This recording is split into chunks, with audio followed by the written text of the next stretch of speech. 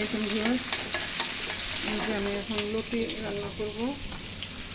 সবজিও নাই, চিংড়ি মাছও নাই, ইলিশ মাছও নেই, কিন্তু অন্য মাছ দিয়ে রান্না করব।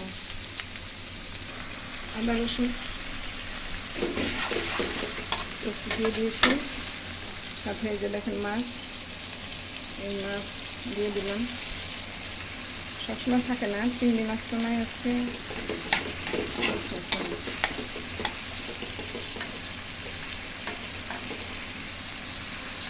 দেখেন মশলাটা ভাজা হয়ে গিয়েছে। এখন যে লতিটা দিয়ে দিব।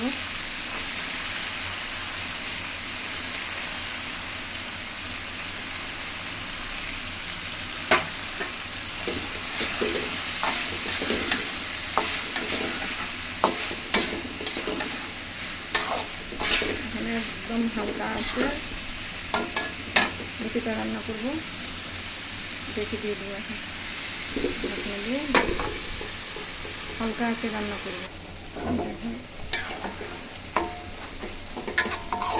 হয়ে গিয়েছে প্রায়, মাখামাখা হলে নামিয়ে ফেলবো।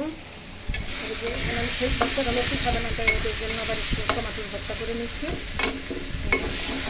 হয়ে গিয়েছে ভাজাভাবে।